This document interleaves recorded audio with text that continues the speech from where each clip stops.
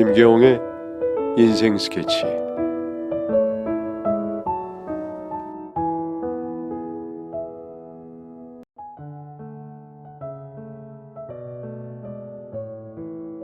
안녕하세요. 저는 35살의 김수진이라고 합니다. 저에게는 시어머니를 자기 마음대로 조종한 마녀 같은 형님이 있었어요. 오늘 그 형님 얘기를 해볼까 합니다. 저는 어머니와 형과 함께 살고 있던 차남인 남편과 결혼했습니다. 남편은 수도분하고 착한 성격이었어요.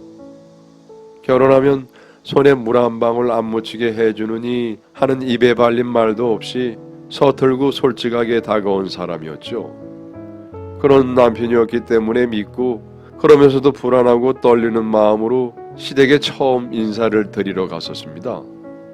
처음 만난 시어머님은 저를 보자마자 만면에 미소를 띠고 맞이해 주셨고요. 조용하던 막내가 여자친구를 집으로 데려온 건 처음이라고 하시더라고요. 미리 어머니께서 같이 밥을 먹자고 하셔서 점심시간에 맞춰서 갔는데요. 칼비며 잡채며 온갖 나물에 떡, 과일까지 정말 귀한 손님 대접하듯 차려놓으셨었어요. 제가 가져간 한우를 보시고는 뭘 이런 걸 사왔냐고 하셨는데 그래도 받으시고 기뻐해 주셨고요. 그날 밥을 어떻게 먹었는지 지금도 기억이 안 날 정도로 저도 긴장을 했죠. 식사 후 설거지도 제가 한다고 하는데 손님이 하는 거 아니라면서 한사코 거절을 하셨죠. 첫 만남부터 하시는 말씀까지 교양이 있으셨고 정말 좋은 시어머니라는 생각이 들어서 안심을 했습니다. 하지만 처음 인사를 드리러 간 날 가장 신경이 쓰였던 게 바로 형님의 첫인상이었습니다. 남친의 집은 용인에 위치한 전원주택으로 시어머니와 남친과 아주머님 내외가 함께 살고 있었습니다. 남친은 출입구가 따로 있어 별채에서 지내고 있었고 어머님은 1층 넓은 방, 형 내부는 2층에서 살고 있었어요. 원래 가족들이 서울에서 따로 살다가 아버님이 돌아가시면서 혼자 남으신 어머님의 우울증과 지병 때문에 온 가족의 살림을 합쳐 이곳으로 이사를 왔다고 하더라고요. 어머님은 체구도 작으시고 몸이 허하셔서 조금만 무리를 해도 쓰러지셨다고 하더라고요. 좋다는 걸 다 챙겨 드셔도 쉽게 낫지 않으셔서 몇 년째 집에만 계셨습니다. 그런 어머니를 형님이 함께 살며 보살펴 주셨다고 했어요. 형님 될 분인 그 여자의 첫인상은 어머님과 다르게 정말 나빴습니다. 어머니께서 저에게 말씀하시는 중인데도 말을 끊고 자기 할 말만 하더라고요. 어른이고 더군다나 시어머니인데도 너무도 당당하고 뻔뻔하게 기싸움하듯 하는 모습에 기가 차더라고요. 어머님은 그런 형님의 태도가 익숙한지 아무렇지 않으신 것 같았습니다. 지금은 결혼을 했으니 결혼 전 이야기지만은 호칭은 남편과 시어머니 형님이라고 할게요. 저는 남편과 결혼 전에 제 직장 출퇴근 거리 문제로 결혼하면 분가해서 사는 걸로 상의를 해서 정했기 때문에 시댁에서도 그런 말이 안 나왔는데 형님이 대놓고 정색을 하면서 분가라뇨. 처음엔 당연히 시집에서 살아야죠 하면서 코웃음을 쳤습니다. 아직 제가 동서인 것도 아니었고 초면에 그렇게 대놓고 무리한 모습과 왠지 표독스러워 보이는 눈빛이 정말 마음에 안 들더군요. 남편을 보니 이런 장면이 익숙한 듯 하면서도 중간에서 제 눈치를 보면서 어쩔 줄 몰라 하고 있더라고요. 남편은 사실 원래가 그런 사람이긴 했어요. 제가 전 남친과 헤어지고 한창 힘들어할 때 지인을 통해서 지금 남편을 소개받았었는데요. 잘 알지도 못하는 제 전 남자친구의 얘기를 정말 진지하게 들어주면서 진심으로 공감해주고 위로해주는 모습에 반했었죠. 술 마시고 투정 부리고 울어도 남편은 제 등을 토닥토닥 해주면서 말없이 들어줬었어요. 그런 이 남자의 다정함이 좋았는데 그런 만큼 사람이 너무 착하고 바보 같아서 지금까지 형수가 하는 대로 다 내버려둬 왔던 것 같았어요. 아유, 착한 어머님과 남자친구가 이 첫째 며느리에 시달리며 살아온 것만 같았습니다.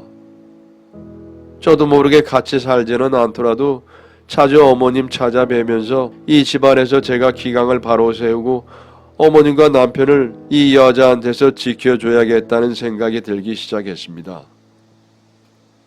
그렇게 우리는 행복한 결혼을 했습니다. 신혼여행은 세부로 가서 오랜만에 편안한 분위기에서 남편과 한껏 즐기다가 왔지요. 신혼여행을 다녀와 짐을 풀고 어머니께 인사를 드리러 거실로 갔는데 시어머니가 거실에 누워서 못 일어나시는 거예요. 표정은 반갑게 우리를 맞아주셨지만 며칠 전부터 허리가 아프시다고 누워서 앞마봉으로 불편한 듯 등을 두드리고 계시더라고요. 그런데 형님은 저를 보고 잘 다녀왔어 한마디를 하곤 마치 학원 다녀온 아이한테 인사만 하고 등 돌리듯 다시 소파에 누워서 TV를 보고 있었습니다. 저희도 저희지만 어머니가 불편해 하시는데도 아무리 어머님이 평소에 늘 몸이 안 좋으시다 하지만은 TV만 보고 소파에 누워있는 형님의 너무도 태연하고 아무도 신경 쓰지 않는 모습에 시어머님을 보는 저도 무안하고 시어머님도 저 보기 창피해 하시는 모습에 마음이 너무 속상했어요. 다음날 전 바로 한의사를 하시는 작은아버지에게 연락드려서 특별히 부탁해서 몸에 좋다는 건 다 넣어서 한약을 달여서 시댁에 갖다 드렸는데 형님이 받으시더라고요. 어머님은 마침 깊게 주무시고 계셨어요.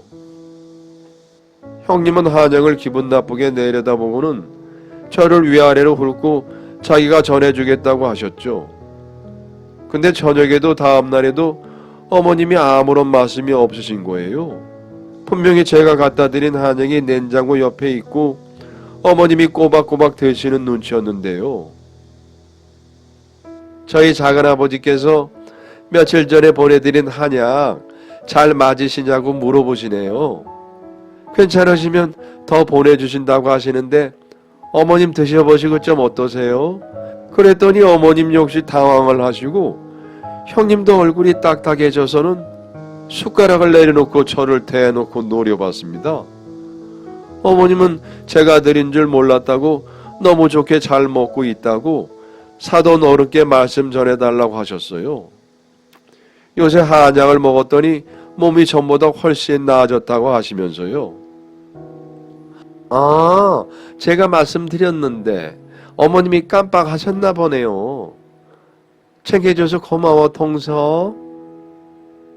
형님은 눈도 깜빡하지 않고 태연하게 거짓말을 하면서 저를 노려보는데 정말 마치 싸우기라도 할 것처럼 서열을 정리하는 눈빛이었어요. 저도 지지 않고 마저 노려보았죠. 사실 형님은 정말 이상한 구석이 있었어요. 몸이 약하신 어머님이 답답해 하시는 게 뻔히 보이는데 하다못해 마당에라도 모시고 나가지 않고 짧은 드라이브조차 못하게 말리시는 거예요. 괜히 노인네 큰일 치르면 안 된다면서 어머님이 방에만 누워있게 하는 거였어요. 제가 보기에 어머님이 허리가 아프고 다리가 약하신 건 오히려 너무 오래 앉아있고 누워있어서인 것 같았습니다.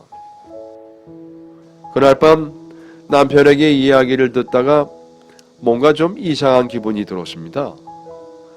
어머니가 아프셔서 형님이 모시게 된 거라기보다는 형님이 함께 지내게 되시면서 어머니가 아파지신 것만 같은 기분이 들었거든요.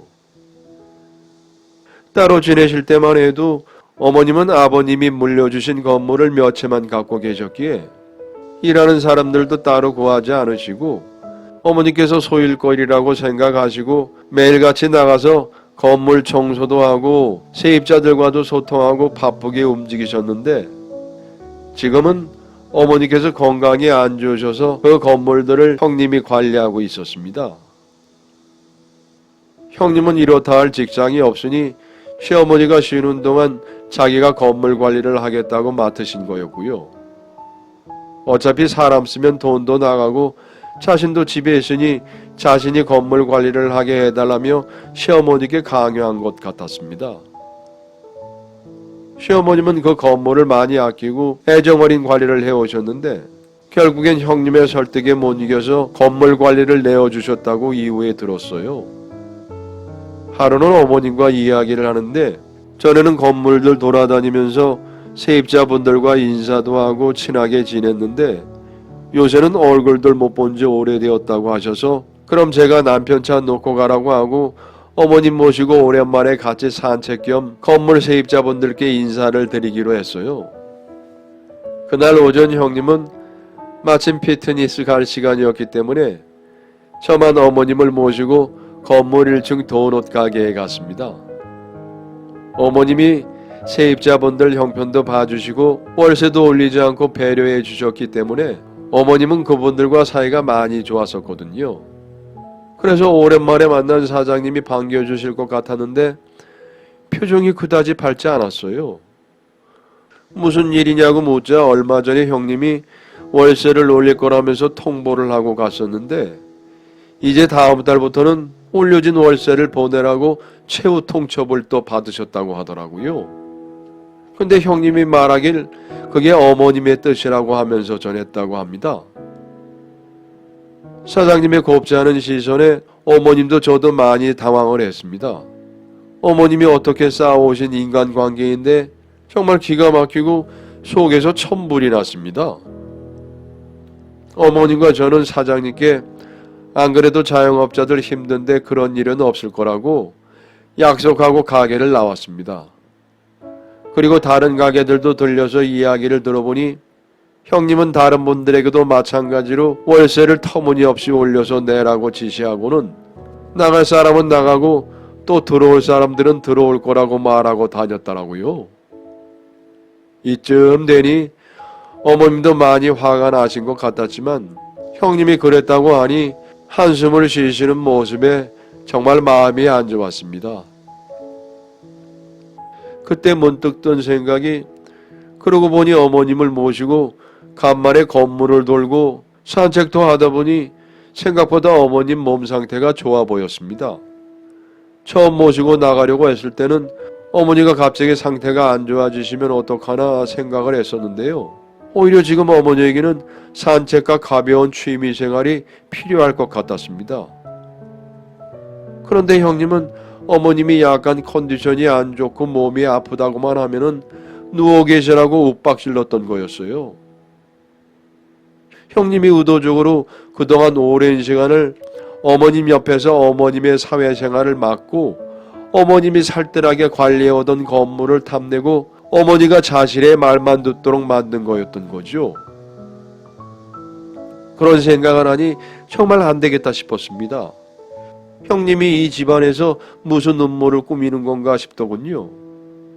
어머니를 무력하게 만들고 난 후에 마치 자신이 왕처럼 군림하려고 한 건지 그때 마침 저라는 장애물이 나타나서 어머님 하면서 어머님과 친해지고 어머니의 마음을 달래드리고 제가 어머니의 다리가 되어드리고 친구가 되어드리니 어머니의 컨디션도 점점 좋아지게 되었죠.